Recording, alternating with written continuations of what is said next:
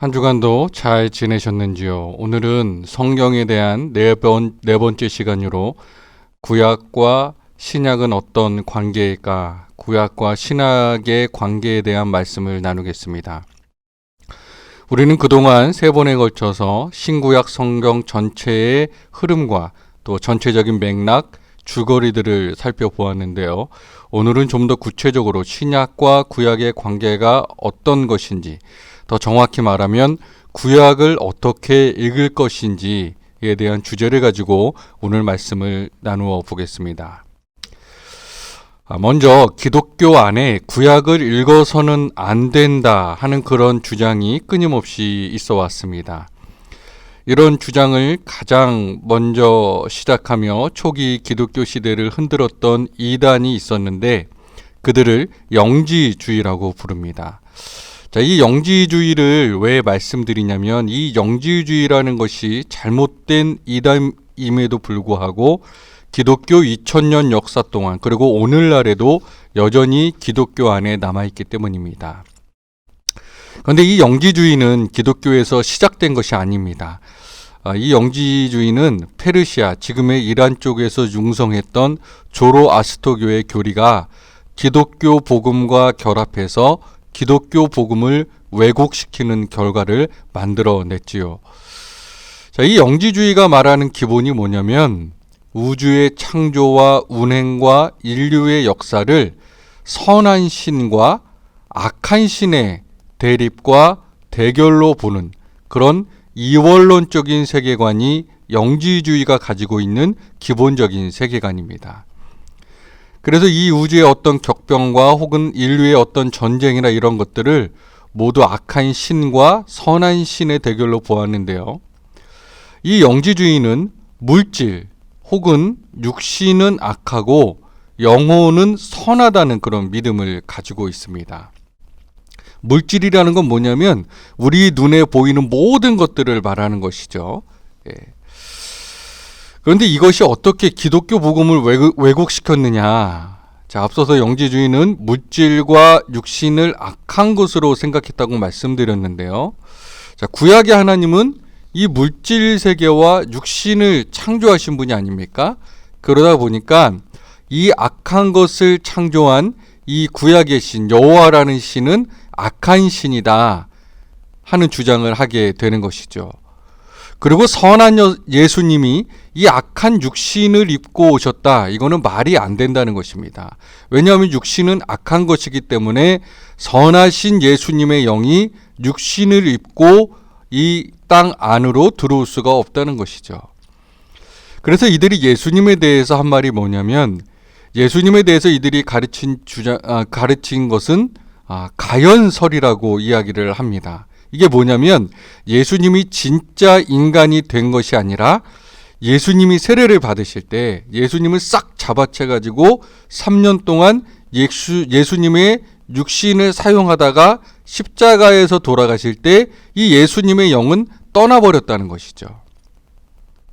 그래서 이 영은 선한 신은 육신이 될 수 없다. 그러므로 예수님의 성육신은 단순한 눈속임이었고 껍데기였고 실제로는 예수님이 그 육신이 될 수 없다. 이런 주장을 하게 되었습니다. 그리고 그렇기 때문에 구원이라는 것은 뭐냐면 영혼이 육신으로부터 해방되는 것이다. 즉 육신이 악하다는 것, 물질이 악하다는 것을 알고 그것을 깨닫고 육신적인 제약, 물질적인 제약으로부터 해방되는 것이 구원인데 그 구원은 믿음으로 얻는 것이 아니라 깨달음을 통해서 지식을 얻음으로 얻는 것이라고 생각을 했습니다. 그래서 그것을 기독교 복음에 결합시키다 보니까 예수님의 성육신은 단순한 가면을 쓴 것 같은 그런 위장이고 구약의 신은 악한 신이고 구원은 예수 그리스도의 죽음을 통해서 그것을 믿음으로 얻는 것이 아니라 지식으로 얻는다. 이런 주장을 하게 되는 것이죠. 오해하지 말아야 될 것은 여기서 말하는 지식이라는 것은 하나님을 아는 지식이 아닙니다. 여기서 말하는 지식은 육신은 철저히 악하고 영만 선하다. 영과 육은 분리된 것이다. 이것에 대한 지식을 말하는 것입니다.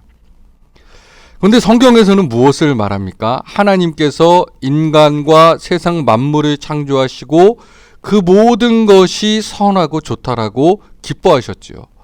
그리고 영과 육은 분리될 수 없다는 것이 성경의 진리입니다. 영과 육은 구분될 뿐이죠. 이것은 나중에 다시 한번 깊게 설명을 드리겠습니다. 그래서 이런 영지주의가 기독교 복음을 상당히 위협했는데 어느 정도로 위협했냐면 영지주의가 교회의 90%를 차지하고 정통 기독교가 10%밖에 안 되는 상황까지 이르렀습니다. 이 영지주의에서 나온 지도자가 있는데 마르시온이라는 사람입니다. 자, 이 마르시온이라는 사람은 160년경부터 200년 사이에 활동했던 사람인데, 그러니까 초대교회가 시작이 되고 한 100년이 지난 후에 나온 인물인데요. 이 사람은 영지주의 사상으로 복음을 제시해서 많은 추종자들을 얻었습니다. 아주 무시 못할 그런 위협을 주게 되었는데요. 이 마르시온이 자신의 추종자들을 위해서 한 일이 뭐냐면 마르시온 정경이라는 것을 만든 겁니다. 쉬운 얘기로 마르시온 성경을 만든 것이죠.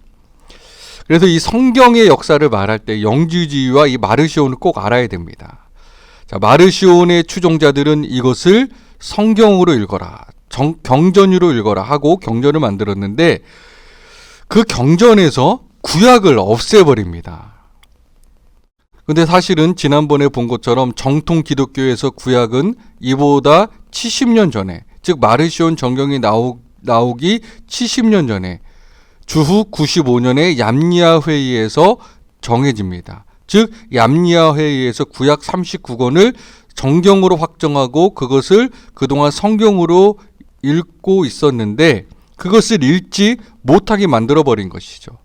그리고 복음서 중에서는 가장 유대적인 그 색채가 없는, 그러니까 구약에 대한 언급이나 구약에 대한 이미지, 이런 것들이 가장 적은 누가복음만을 택한 것입니다. 자, 그래서 다른 복음서는 다 빼버리고 누가복음도 자기의 구미에 맞게 다시 수정을 해서 누가복음만 읽게 하고 바울의 편지만을 읽게 만들었습니다.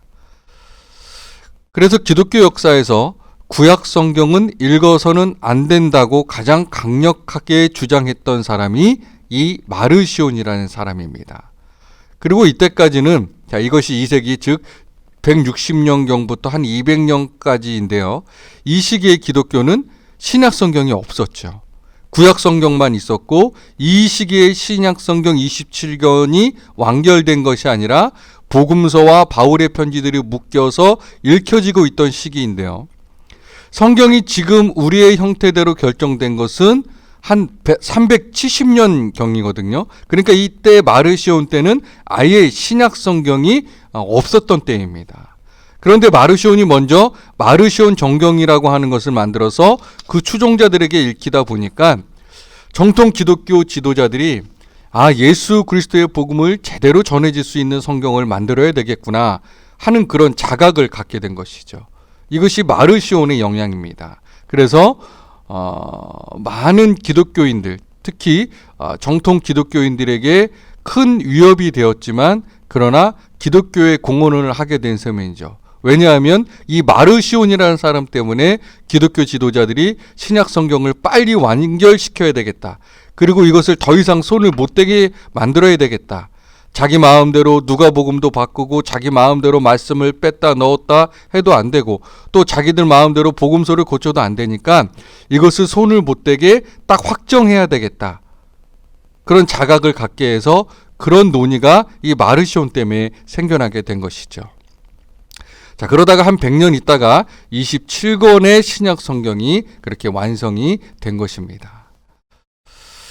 자, 그래서 구약 성경에 대한 극단적인 입장이 두 가지가 기독교 역사에서 꾸준히 있어 왔는데요. 그 첫 번째는 구약을 읽지 말아야 한다는 입장이죠. 자, 이것은 앞에서 말씀드린 것처럼 마르시온에서부터 시작이 되었는데요. 이 정통 기독교 교단에서는 구약을 읽어서는 안 된다는 그 입장을 계속해서 거부해 왔습니다. 그래서 이거 이제 구약을 읽어서는 안 된다. 이것은 이제 이단위로 그렇게 있어 왔는데요. 그렇지만 구약을 읽지 말아야 한다는 그런 소수의 목소리는 기독교 역사에 꾸준히 있었고 지금도 있습니다. 그것이 이제 하나의 극단이고요. 또 다른 극단은 구약에 나오는 율법에 대한 절대성을 주장하는 사람들이 있어 왔다라는 것입니다. 자, 이것은 그동안 우리가 보아온 성경을 읽을 때 가장 중요한 틀인 언약 신약의 틀을 인정하지 않는 것이죠. 구약은 옛 언약이고 신약은 새 언약이다. 이 틀을 인정하지 않는 것입니다. 그래서 이렇게 해석을 하면 어떻게 되느냐? 구약의 율법이 그리스도인들에게 여전히 글자 그대로 다 요구된다고 보는 것이죠. 초대교회에 보면 유대인 그리스도인들이 있었죠. 예루살렘 교회를 중심으로 해서 유대인 출신의 그리스도인들이 이렇게 주장을 했던 겁니다.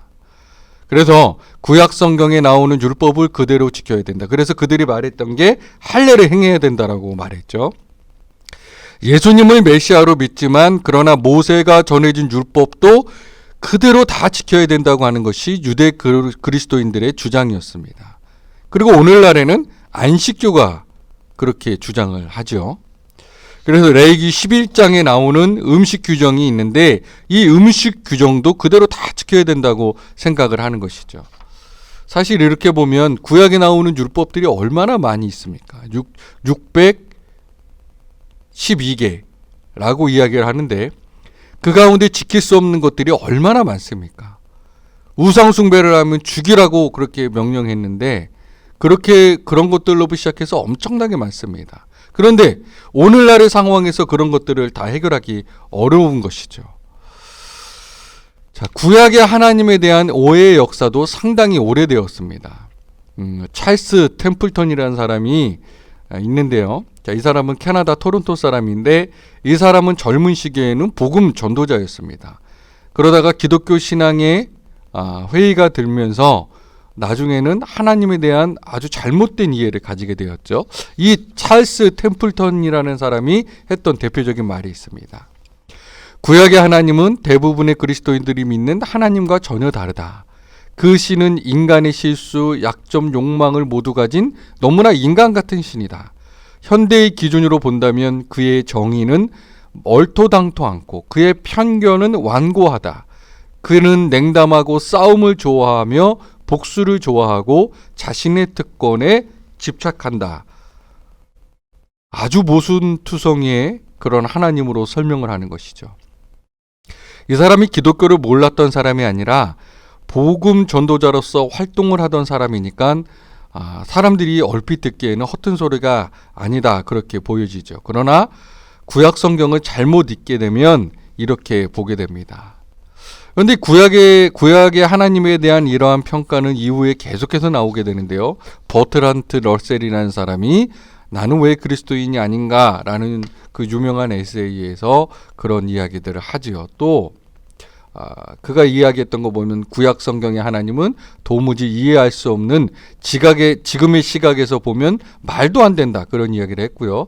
또 만들어진 신으로 유명한 무신론의 교양격인 리차드 도킨스가 구약이 얼마나 조잡한 작품이고 구약의 신이 얼마나 얼토당토하는 그런 뒤죽박죽의 신인지 하는 것을 아주 강력하게 이야기를 하죠. 그뿐만 아니라 그리스도인들 중에도 이렇게 생각하고 이렇게 가르친 사람들이 많습니다. 구약의 하나님은 심판의 하나님이고 신약의 하나님은 사랑의 하나님이다. 그러나 이것은 사실이 아니죠. 구약의 하나님도 사랑의 하나님이십니다. 왜냐하면 하나님은 사랑이시기 때문이죠. 그리고 그 하나님이 육신을 입고 내려오신 분이 예수님이시기 때문입니다. 그래서 구약 성경을 이렇게 비판적으로 읽다 보면 이 말이 진실인 것처럼 느껴지게 되죠. 자, 그렇다면 구약의 하나님을 어떻게 보아야 하는가라는 질문을 할 수 있습니다. 이것이 오늘 주된 주제인데요. 우리가 분명히 해야 될 것은 구약의 하나님과 신약의 하나님은 동일한 분이다. 그분이 뭐 진화된 것도 아니고요. 갑자기 변심한 것도 아니고요. 같은 하나님이라는 겁니다. 왜 그렇게 말할 수 있느냐? 예수님은 아브라함의 하나님, 이삭의 하나님, 야곱의 하나님을 아바라고 부르셨습니다. 이 아바는 아빠이죠. 그러니까 예수님께서 구약 이스라엘 백성들의 그 하나님을 아버지라고 부르셨다면, 그렇다면 그 하나님은 동일한 분이시다라는 이야기입니다. 그리고 신약 성경에서 구약 성경의 말씀을 구체적으로 인용하거나 언급한 사례가 800회가 넘습니다. 가장 많이 주로 나오는 곳이 마태복음이고요. 또 로마서에도 많고 또 요한계시록에도 많고 히브리서에도 굉장히 많습니다. 그러니까 구약의 내용을 이해하지 못하면 신약의 내용을 이해하기 어렵다라는 것이죠. 그러니까 같은 하나님이라는 겁니다. 그런데 왜 동일한 하나님이 구약과 신약에서 그 모습이 달라 보이는가? 여기에 대해서는 여러 가지 말씀을 드릴 수가 있는데요. 하나님 자신이 달라지신 것이 아니라 인간을 관계하는 방식이 달라졌다는 것입니다. 왜 그 방식이 달라졌느냐? 크게 두 가지로 말씀드릴 수 있는데요. 하나는 시대가 달라졌기 때문이고요. 또 하나는 수준이 달라졌기 때문입니다.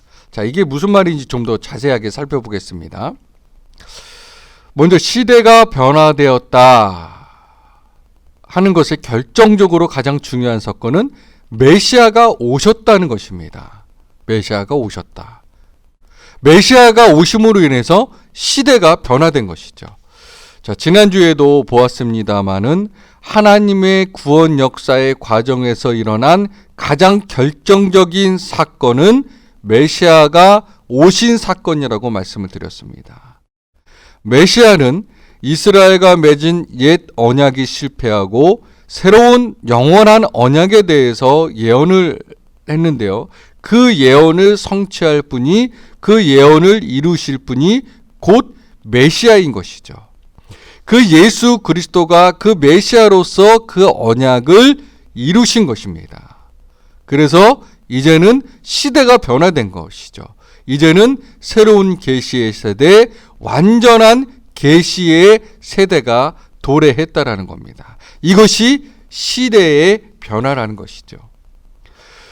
마태복음 11장 27절에 보면 내 아버지께서 모든 것을 내게 주셨으니 아버지 외에는 아들을 아는 자가 없고 아들과 또 아들의 소원대로 계시를 받은 자 외에는 아버지를 아는 자가 없다라고 이야기를 합니다.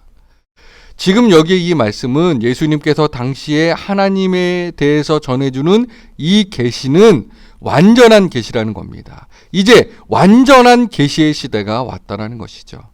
과거에는 인간 가운데 하나님께서 종들을 택해서 모세를 통해서, 다윗을 통해서, 사무엘을 통해서, 또 예언자들을 통해서 계시의 말씀을 주셨지만 이제는 하나님의 아들이, 하나님께서 모든 것을 계시하여 주신, 하나님의 모든 그 계시를 알고 계신 하나님의 아들이 우리에게 계시를 주셨다는 것이죠.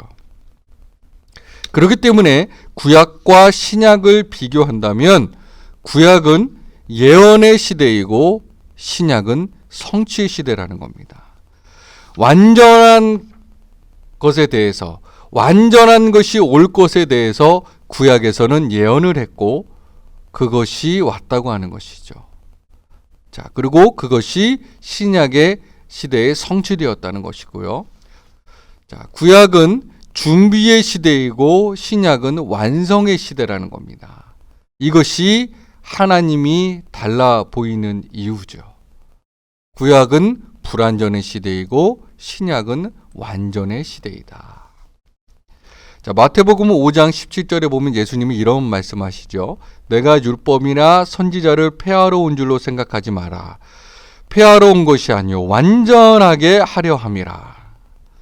자, 율법이나 예언자들의 말, 이게 뭡니까? 우리가 아는 구약 성경을 율법이나 예언자들의 말이라는 말로 표현한 것이죠. 그게 불완전했는데 이것을 완전하게 하시려고 예수님이 왔다는 것이죠. 또 갈라디아서 3장 24절에 보면 바울 사도가 이런 말을 합니다. 이같이 율법이 우리를 그리스도께로 인도하는 초등교사가 되어 우리로 하여금 믿음으로 말미암아 의롭다함을 얻게 하려 함이라. 계속해서 뭐라고 하냐면 이제 완전한 교사, 완전한 것이 왔기 때문에 잠정적으로 우리를 가르치던 개인 교사의 역할은, 초등교사는 끝났다는 것입니다. 자, 이것이 구약과 신약의 차이입니다. 그렇기 때문에 개인 교사로서 불완전한 계시를 주셨기 때문에 구약 성경을 읽을 때면 때로는 이게 무슨 말이지? 이런 질문을 갖게 되는 것이죠.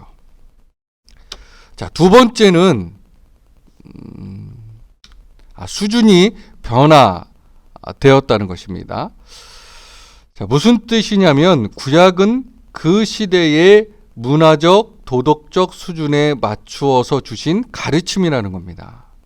어느 시대의 어느 환경에서도 적용할 수 있는 가르침, 그것을 무시간적인 진리라고 이야기를 하는데요. 무시간적인 진리는 소수이고 대다수의 가르침은 그때 그곳에 해당하는 것이죠. 자, 이것이 이제 우리가 구약 성경을 읽을 때 우리가 자주 고민을 해야 되는 것인데요. 우리가 이 율법서를 보면 예를 들어서 이제 구약을 크게 이제 네 부분으로 나누거든요. 율법서,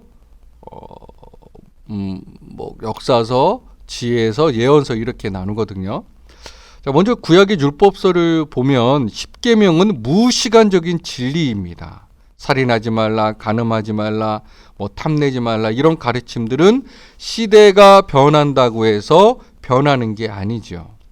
그래서 율법 안에는 영원한 진리도 있습니다. 하지만 나머지의 율법들은 대부분이 가나안 땅에서 구별된 민족으로 살아가게 하기 위해서 주신 잠정적인 지침이라는 것입니다. 그때 그 상황에 맞는 지침이라는 것이죠. 자, 예를 들면 레위기 11장에 나오는 음식 규정이 있지 않습니까? 그 음식 규정은 그 당시에 가나안 땅에서 구별된 백성으로 살아가도록 주신 지침이라는 말이죠. 그렇기 때문에 오늘날 우리가 그것을 지켜야 할 이유가 없는 것이죠. 그것을 오늘날에도 지켜야 된다고 생각을 하는 교파가 있는데, 이단이 있는데, 안식교라는 데입니다. 안식교에서는 그때 그것을 주신 이유가 위생적으로 그게 중요하고 영양적으로도 먹지 말아야 한다. 그래서 오늘날에도 그것을 지켜야 된다라고 그런 주장을 하지요. 그런데 이것은 잘못된 주장이죠. 자, 역사서를 보면 여호수아 때부터 시작해서 역대하까지 이르는 이 긴 역사의 이야기에서 말하는 것이 뭡니까? 하나님이 당시 이스라엘 백성의 눈높이에 맞추어서 그들을 거룩한 백성으로 만들어 가시는 이야기라는 것입니다. 내가 유치원 학생들을 가르치려면 유치원 학생의 수준으로 낮아져서 그 아이에게 뭔가를 가르쳐서 길러가야 되는 거 아닙니까? 마찬가지로 이스라엘 백성이 하나의 국가를 형성하면서 자라갈 때 그들에게 오늘날과 같은 완전한 수준으로, 오늘이 완전한 것은 아니겠지만 오늘 우리가 이해할 때 완전한 수준으로, 이상적인 수준으로 가르침을 줘봐야 그들이 따라갈 수가 없는 것이었죠. 자, 그리고 예언서는 뭡니까? 예언서는 이스라엘의 실패에 대한 진단과 그들이 왜 실패했는지, 왜 심판을 받을 수밖에 없었는지, 그리고 희망에 대한 약속을 말하는 것이죠. 또 지혜서는 시가서라고도 하죠. 지혜서와 시가서, 욥기, 잠언, 전도서, 시편 이런 것들을 말하는 것인데 이것도 당시의 문화적인 수준에 맞춘 가르침입니다. 그래서 이 가르침 안에는 무시간적인 교훈과 상황적인 교훈이 섞여 있습니다. 그래서 우리는 이 지혜서를 읽어가면서 거기에서 전해지는 그 지혜를 오늘의 시각에 비추어서 평가해야 되는 것이죠. 그러니까 이제 구약을 읽을 때는 그 당시의 문화와 수준과 그것을 고려해야 된다는 것이고요. 신약에서 우리가 발견하는 가르침들은 무엇인가 하면 하나님 나라의 백성으로서 예수 그리스도를 닮아가는 것을 목표로 삼고 있다라는 것입니다. 그렇기 때문에 신약 안에도 그 시대와 배경에만 적용되는 그런 가르침이 있습니다. 그 당시에만 적용되는 그 가르침을 예를 들면 여성들이 머리에 너울을 쓴다든가 여성들은 교회 안에서 가르치지 말라든가 이런 것들은 그 당시의 상황을 보아야 알 수 있는 것이죠. 그것이 오늘날에도 적용할 수 없다라는 겁니다. 그런데 그것을 무시간적인 진리로 해석해서 오늘날에도 여전히 여성은 교회에서 가르쳐서는 안 된다고 주장을 하게 되면 이것은 잘못 해석한 것이 되겠죠. 그렇지만 신약 성경 안에 있는 대다수의 가르침은 종말이 올 때까지 지켜 행해야 할 무시간적인 진리라는 것입니다. 그래서 구약이 당시 사람들의 눈높이에 하나님께서 자신을 낮춘 것이라고 한다면 신약은 그분이 우리의 차원으로 내려오셔서 우리를 그분의 차원으로 끌어올리시는 이야기입니다. 그것을 보여주는 가장 좋은 예가 마태복음 19장 8절입니다. 여기에 보면 바리새파 사람들이 예수님께 와서 묻습니다. 모세가 말씀하신 대로 어떤 이유가 있으면 아내를 버려도 됩니까? 당시에는 여성이 이혼 소송을 할 수가 없었지요. 다 남성 위주의 사유였으니 그런 상황에서 어떤 사유가 있으면 아내를 버려도 됩니까? 그렇게 질문했을 때 예수님이 성경에 뭐라고 쓰여 있느냐 물으시죠. 그러자 신명기의 가르침을 언급하면서 모세는 이혼 증서를 쓰고 보내라고 했습니다. 그러자 예수님은 뭐라고 합니까? 너희 마음의 완악함 때문에 아내 버림을 허락하였거니와 본래는 그렇지 아니하니라. 뭡니까? 너희의 마음이 완악하기 때문에, 즉 그 당시의 남성 중심의 사회에서 여성의 기본적인 인권을 보호하기 위해서 이혼 증서를 쓰고 아내를 버리라고 했던 것이죠. 자, 그것이 여성을 보호할 수 있는 당시의 최선의 선택이었기 때문입니다. 그런데 이것은 하나님께서 주신 본래의 뜻이 아니라 남성의 완악함 때문에 언제든지 아내를 버리려고 했던 남성의 완악함 때문에 생겨난 것이라는 이야기입니다. 그러나 본래부터 하나님이 그렇게 하시지는 않았다는 것이죠. 그러면서 예수님은 어떤 이유로도 아내를 버리지 말라라고 이야기를 합니다. 왜냐하면 그 당시 아내를 버리면 여인은 어떤 죽음의 상황까지 내몰릴 수 있기 때문이죠. 자, 이제 우리는 예수 그리스도의 제자로 살아가는 존재들이죠. 그러니까 수준이 달라져야 되고 차원이 달라져야 된다라는 말씀입니다. 그래서 우리가 구약을 읽을 때 우리는 신약의 눈으로 구약을 읽어야 되고 구약의 눈으로 신약을 읽어야 됩니다. 다시 한번 이 구약에 나오는 4개, 율법, 예언, 역사, 지혜를 보면 율법은 잠정적으로 주신 계시이기 때문에 예수 그리스도의 계시를 통해서 완성이 되어야 하는 것이죠. 마태복음 5장에 보면 율법은 살인하지 말라고 했는데 나는 말한다. 미워하지도 말라. 율법은 무엇에 대해서도 맹세한 것이 있으며 맹세한 것을 꼭 지켜야 한다고 했는데 나는 말한다. 아예 맹세하지 말라. 너희들은 너희들의 말을 지킬 수 있는 그런 존재들이 아니다. 언제든지 변할 수 있는 건데 그렇게 니들이 마치 너희들의 인생을 다 컨트롤할 수 있는 것처럼 교만해지지 마라. 그냥 예할 것은 예하고 아니오할 것은 아니오해라. 예수 그리스도의 계시를 통해서 율법이 완성된 것이죠. 자, 예언은 예수 그리스도를 통해서 성취되었고 역사는 예수 그리스도를 통해서 완성이 된 것입니다. 구약의 역사서는 참된 왕을 찾아가는 참된 왕에 대한 그런 갈증을 묘사한 것으로 할 수 있습니다. 아무리 기다려도 참된 왕, 이상적인 왕은 나타나지 않았죠. 그 이상적인 왕, 영원한 왕, 완전한 왕, 그분이 바로 예수 그리스도이시죠. 그게 예수 그리스도를 통해서 완성이 된 것이죠. 그리고 지혜는 예수 그리스도의 계시를 통해서 완성되어야 하는 것입니다. 그래서 구약을 읽다가 걸리는 부분을 만나게 되면 또 역사서를 읽다 보면 율법서에도 그런 부분이 많죠. 민수기, 출애굽기 같은 데 보면 하나님이 어떻게 이런 명령을 할 수 있나 하게 되고 또 역사서를 보면 더 그렇습니다. 그럴 경우에는 잠시 멈추어서 예수님의 말씀을 생각하고 또 신약의 말씀을 생각해야 된다라는 것입니다.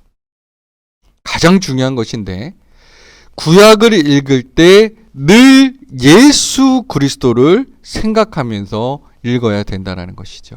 이것이 우리가 구약을 제대로 읽는 방법입니다.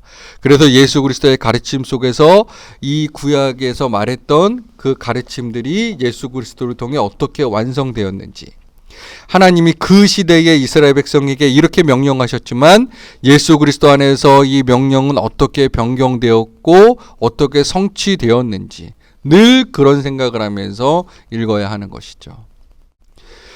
결국 모든 것은 예수 그리스도에게 달려 있습니다. 그래서 구약 성경을 읽어서 예수님을 만나는 것이 아니라 예수님을 만나고 구약 성경을 통해 그보다 더 깊이 알아가야 하는 것이죠.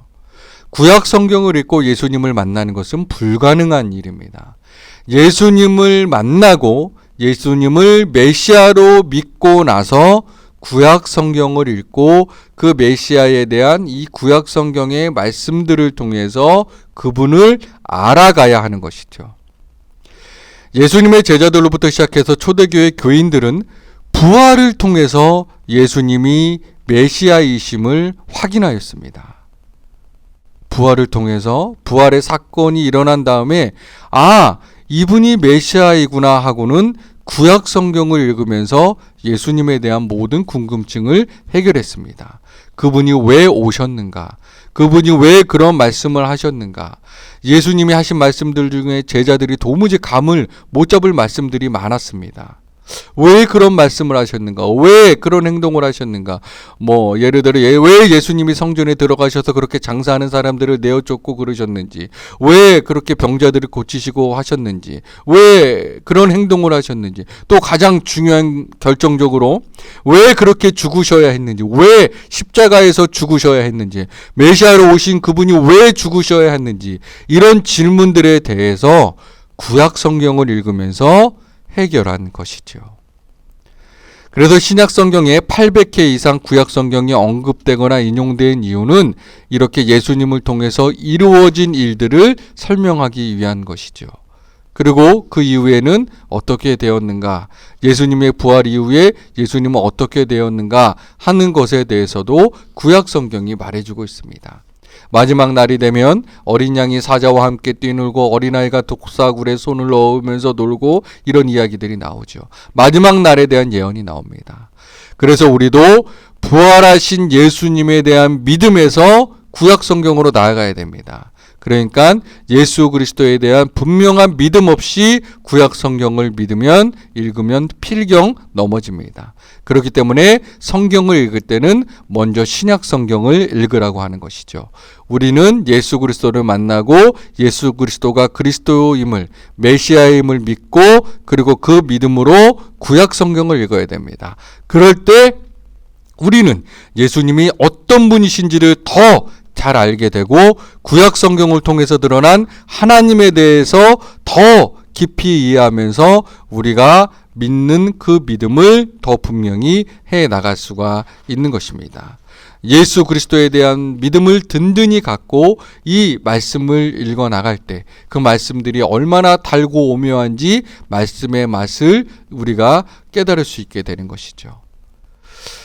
이렇게 구약 성경이 신약 성경과 어떤 관계에 있고 또 어떻게 읽어야 하는지 그런 내용을 오늘 말씀드렸습니다. 부족한 강의 경청해 주셔서 진심으로 고맙고 감사드립니다. 건강하십시오.